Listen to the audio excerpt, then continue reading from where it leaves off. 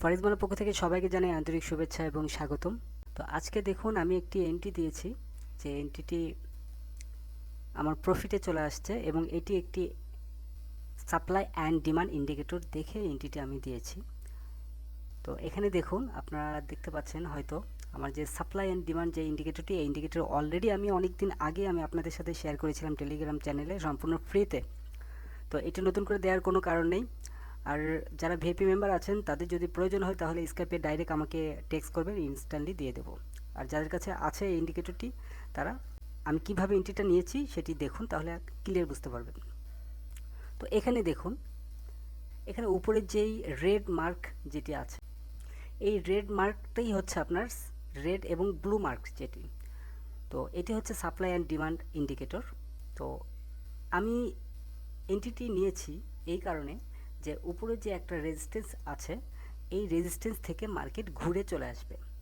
এবং এখানে দেখুন, এই যে একটি ইয়েলো কালার একটি লাইন টেনে রেখেছি, এই লাইনের উপরেই কিন্তু আমি এখানে এসএলটি ব্যবহার করেছি এবং এই মার্কেটটি কিন্তু এখান থেকেই পড়ার চান্সটি ছিল। দেখুন আমি ক্লিয়ার করি, এখান থেকে মার্কেট পড়ার চান্সটি ছিল, বাট মার্কেটটি এখান থেকে আরেকটু উপরে গিয়েছে এবং উপরে যাওয়ার ফলে উপরে যেই রেজিস্ট্যান্সটি আছে, সেই রেজিস্ট্যান্স থেকে মার্কেট কিন্তু ডাউন হয়েছে এবং 4 আওয়ার হিসেবে কিন্তু আমার যে ফুল একটা সাব রেজিস্ট্যান্স যে লেভেল, সেই লেভেল থেকে মার্কেট ঘুরে চলে আসছে। তো মার্কেট ঘুরে চলে আসছে এবং এখানে দেখুন আমি এসএলটি ব্যবহার করেছি 1986, কিন্তু মার্কেট কিন্তু এখানে গিয়েছিল প্রায় 1985, 85.5 পর্যন্ত মার্কেট গিয়েছিল, কিন্তু আমার এসএলটি কিন্তু সঠিক জায়গায় থাকার কারণে এসএলটি হিট করেনি, আমি প্রফিটে চলে আসছি।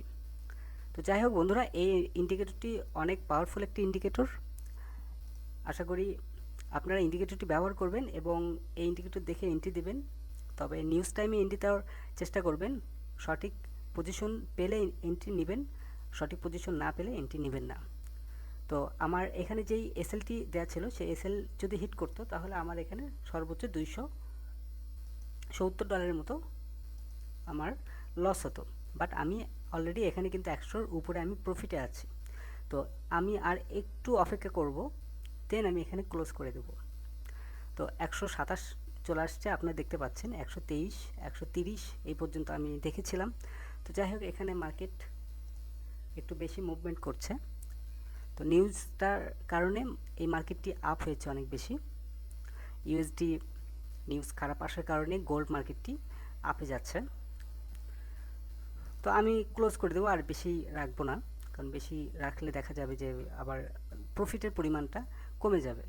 তো আমি ক্লোজ করে দিই, 27 পর্যন্ত হয়েছে, 127, 128, 127 ক্লোজ করে দিলাম। তো ক্লোজ।